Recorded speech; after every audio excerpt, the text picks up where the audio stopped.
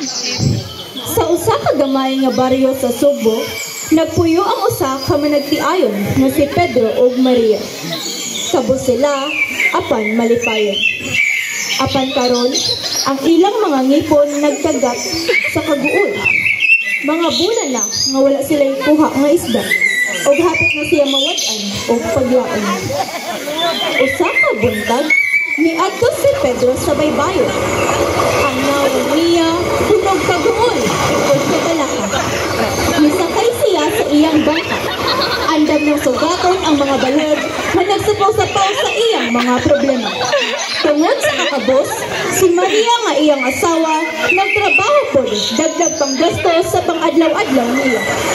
Nagtanaw si Pedro sa laing mga mananagat, ang ilang mga sakyanan puno sa isda.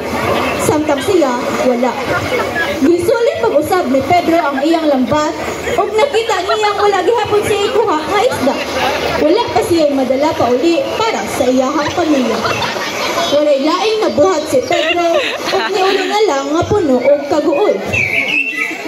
Niuli si Pedro nga walay dala. Ang iyang kasing-kasing bugat sama sa bato. Si Maria nga nagpaabot kaniya, nakita dayon ang kasubo sa iyang mga mata. Unsa man Pedro, pangutanan niya. Wala siya makahimog tingog. May tanaw lang siya sa layo. Ang mga balod sa dagat nagpahinumdum kaniya sa iyang kapakyasan. Niabot ang gabi ug nang andam na sila para mga tulog. Samtang nahinanok si Maria, si Pedro naghilak na hinay. Nagtanaw siya sa langit, nagpangayo ug milago. Nakatulog na laman si Pedro sa kasubo. Naghuna-huna kung unsay iyahang nabuhat nga sayop para dili siya dunggon nga hatagan og grasya sa Ginoo. Sa iyang pagkatulog, adunay anghel nga miduol kaniya sa iyang damgo ug aduna kini gisulti.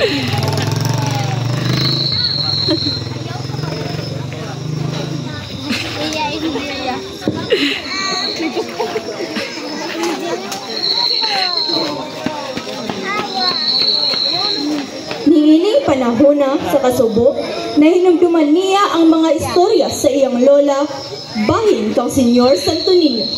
Ang bata nga Jesus lumahigugmaon ug makaluluwas.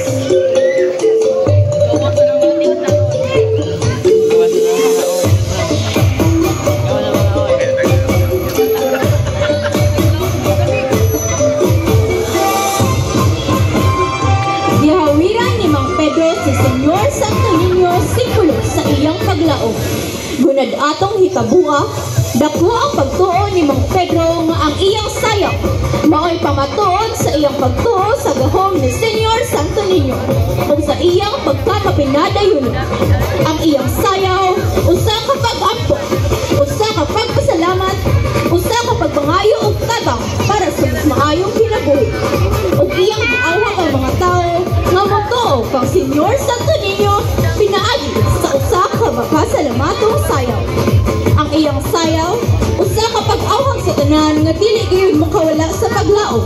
Bisan unsa pa kalisod ang atong mga pagsulay, kanunay adunay sa katapusan.